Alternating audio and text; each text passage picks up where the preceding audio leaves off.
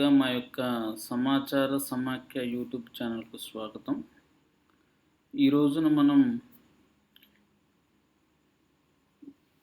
మన ఛానల్లో మనం ఆన్లైన్ నుండి ఈసీని ఎలా ఫ్రీగా డౌన్లోడ్ చేయాలి అనేటటువంటి విషయాన్ని తెలుసుకుందాం. ఈసీ అంటే ఎన్కంబరెన్స్ సర్టిఫికేట్. ఈ ఈసీ అనేది మనకి ఎందుకు ఉపయోగపడుతుందా అంటే, మనం ఏదైనా ఒక ప్రాపర్టీని కొనదలిచినా లేదా అమ్మదలిచినప్పుడు ఆ యొక్క ప్రాపర్టీ గురించి అన్ని వివరాలను సరిచూసుకోవాల్సినటువంటి బాధ్యత మన మీదే ఉంది.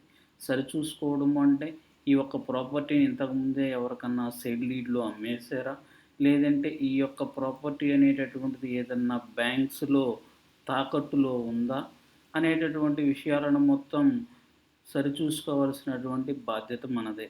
ఈ యొక్క వివరాలు మొత్తం మనకి ఈసీలో కనపడతాయి. ఈసీ అంటే ఈ ఎన్కంబరెన్స్ సర్టిఫికేట్.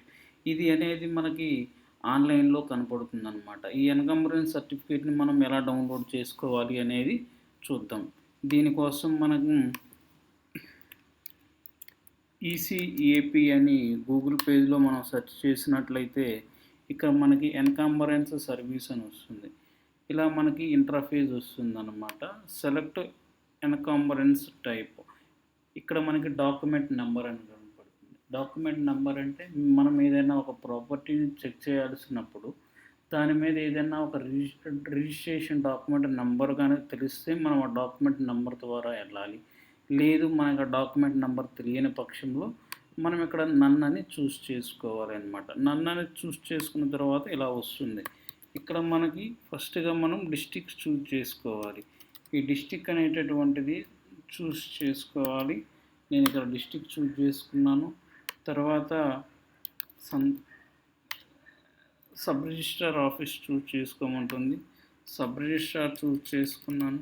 తర్వాత ఇక్కడ అప్లికెంట్ నేమ్ ఉంటుంది. అప్లికెంట్ నేమ్ అంటే ఎవరమైతే సెర్చ్ చేసుకున్నామో వాళ్ళ యొక్క అప్లికేషన్ నేమ్ ఇవ్వాలి. ఇక్కడ మనం బిల్డింగ్ని చెక్ చేయాలా, అగ్రికల్చర్ ల్యాండ్ ప్రాపర్టీస్ అనేవి చూసుకోవాలి. ఇవేంటంటే నాన్ అగ్రికల్చర్ ప్రాపర్టీసు, ఇవేంటంటే అగ్రికల్చర్ ప్రాపర్టీస్.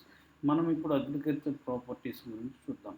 ఇక్కడ ఇది చూస్ చేసుకున్నాం. చూస్ చేసుకున్న తర్వాత ఇక్కడ మనకి రెవెన్యూ విలేజ్, ఇది ఏ యొక్క గ్రామానికి సంబంధించినటువంటి రెవెన్యూ విలేజ్లో ఉంది అనేటటువంటిది ఆ రెవెన్యూ డీటెయిల్స్ అనేవి ఇవ్వాలన్నమాట. దాని తర్వాత మనం చూడాలి అనుకుంటున్నటువంటి ప్రాపర్టీకి సంబంధించినటువంటి సర్వే నెంబర్ ఇక్కడ ఎంటర్ చేయాలి.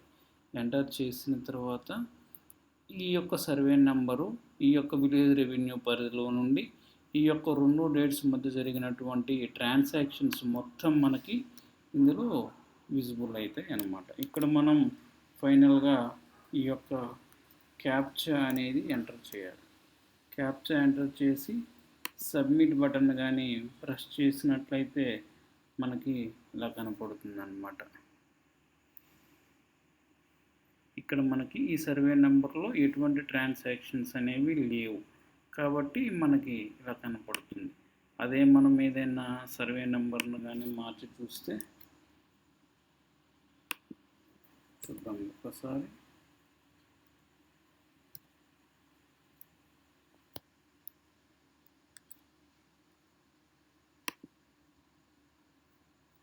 ఈ సర్వే నెంబర్కి కూడా లేవు.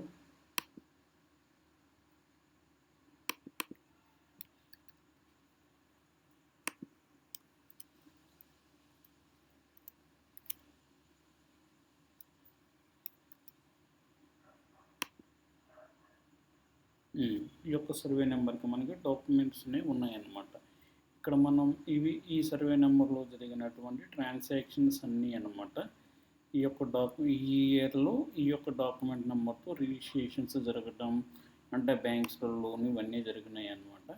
ఇలా మనం సెలెక్ట్ ఆల్ చూస్ చేసుకుని సబ్మిట్ అని కానీ చూస్ చేసుకున్నట్లయితే ఇక్కడ మనకు డీటెయిల్స్ అన్నీ రావటం జరుగుతుంది. ఈ విధంగా మనం ఈ యొక్క ఈసీ డాక్యుమెంట్ అనేటటువంటి దాన్ని మనం ఆన్లైన్ నుంచి చూస్ చేసుకోవచ్చు. ఈ యొక్క వీడియో మీకు బాగా ఉపయోగపడుతుందని అనుకుంటున్నాను. కాబట్టి ఇది మీకు నచ్చినట్లయితే మీరు ప్లీజ్ సబ్స్క్రైబ్ మై ఛానల్. మీరు ఇది కానీ సబ్స్క్రైబ్ కానీ చేసుకున్నట్లయితే ఫర్దర్గా మేము అప్లోడ్ చేయబోయేటటువంటి వీడియోస్ మీకు నోటిఫికేషన్ రూపంలో వస్తాయి. Thanks for all.